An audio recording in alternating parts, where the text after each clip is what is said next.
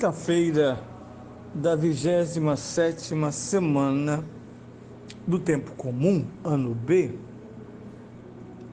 Eu sou o Padre Pedro Paulo. Iniciamos mais um programa, a Bíblia no Mundo de Hoje. Bem, referimos-nos a essa festa no seu dia, segunda-feira. Mas ensejamos nesta quinta-feira de falar mais, de deixar essa festa falar mais ao nosso coração. Eu havia dito que a festa de Nossa Senhora do Rosário, 7 de outubro, foi proclamada por São Pio V, um grande papa da idade barroca da Igreja, de 1566, e reinou até 1572, ainda na grande onda da Contra-Reforma. Tendo em vista a vitória das forças cristãs que enfrentaram o exército otomano, muçulmano, que pretendia dominar a Europa cristã, depois de ter conquistado Constantinopla e todo o Império Bizantino em 1543. Eles tinham acabado de dominar a ilha de Chipre e em 71 estavam prontos para o assalto final sobre a Europa cristã. Esta foi a batalha travada no mar de Lepanto, na Grécia, no Golfo de Corinto, contra as forças muçulmanas que desde Maomé, século VII, quiseram dominar a Europa pela Guerra Santa, a Jihad. A disputa marítima se deu em 7 de outubro de 1571 e com a grande vitória do improvável da Europa sobre as forças pungentes do islamismo. Por isso o Papa, com os cristãos que gritaram após a batalha, Viva Maria, dotaram aquela situação histórica de um significado muito mais profundo. Porque ela não está presente só naquela batalha, ela estará presente em todas as batalhas vitoriosas do cristianismo, aliada ao seu amado Filho. Mas sobre isso ouçamos mais teologia. Esse é o dado, esse é o elemento. Ouçamos um santo, um doutor da igreja medieval, um amante da Virgem Maria, conhecido por sua extensa literatura homilética, voltada para os grandes eventos da Virgem Maria.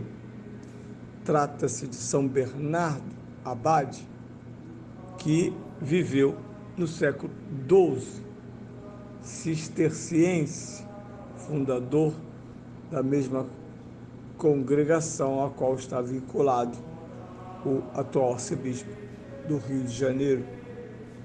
E nessa homilia ele diz: é preciso meditar sobre os mistérios da salvação. O santo que nascer de ti será chamado Filho de Deus, fonte de sabedoria, o verbo do Pai nas alturas. Esse verbo, através de ti, Virgem Santa, se fará carne, de modo que aquele que diz, eu no Pai e o Pai em mim, dirá também, eu saí do Pai e vim. No princípio de João era o verbo. Já borbulhava a fonte, mas por enquanto apenas em si mesmo.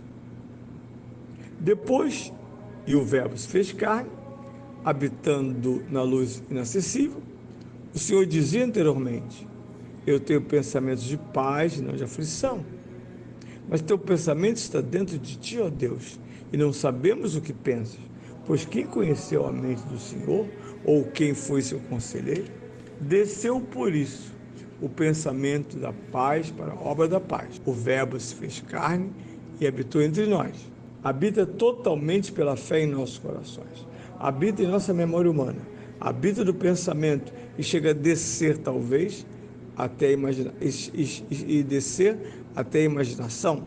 Que poderia antes do homem pensar sobre Deus, a não ser, talvez, fabricando um ídolo no coração? Era incompreensível, inacessível, invisível, inteiramente impensável. Agora, porém, quis ser compreendido, quis ser visto, quis ser pensado. De que modo, perguntas? Por certo, inclinado no presépio, deitado ao colo da Virgem, pregando no monte, pernoitando em oração, ou pendendo da cruz, pálido na morte, livre entre os mortos e dominando o inferno. Ou ainda, ressurgindo ao terceiro dia, mostrando aos apóstolos as marcas dos cravos, sinais da vitória, e por último, diante deles, subindo ao mais alto dos céus. O que não se poderá pensar verdadeira, piedosa e santamente disso tudo? Se penso algo dessas realidades, penso em Deus. E em tudo, Ele é meu Deus. Meditar assim, considero sabedoria e tenho por prudência renovar a lembrança da suavidade, que em essência tão preciosa, a descendência sacerdotal produziu copiosamente, que ao ir do alto, Maria trouxe para nós em profusão. Esse é o texto maravilhoso de São Bernardo sobre o papel central de coadjutora, expressão que virá da grande encíclica Lumen Gentium, no capítulo 8, em que a Virgem é apresentada como a coadjutora do mistério de Cristo. Desde a sua carne até o percurso longo, fiel, que desemboca no Calvário e que se reencontra com Cristo, como toda a igreja, nas luzes do cenáculo e de Pentecostes. Portanto, um dia que também no Brasil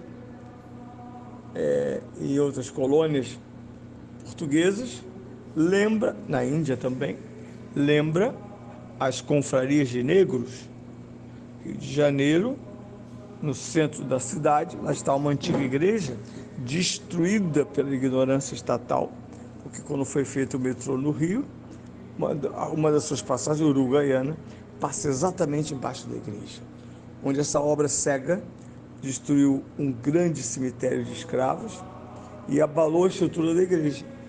Hoje ela tem uma bela fachada original, mas quando entramos nela ficamos um pouco chocados com aquela formação quase de renascimento, com o teto quadrado e outras coisas do gênero, que inclusive distanciam a data da igreja.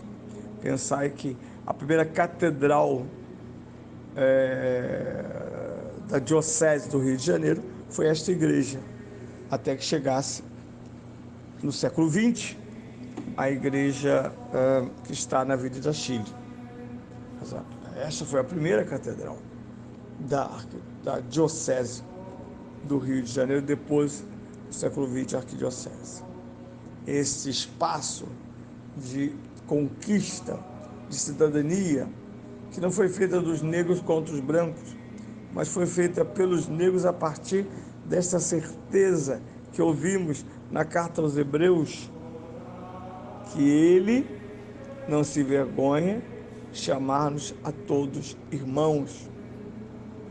Por isso, o acervo dessas confrarias dos pretos, em geral o Nossa Senhora do Rosário e São Benedito, apresentam esses heróis como a base, como a chave de boa interpretação e fecunda da libertação do anticristão sistema da escravatura.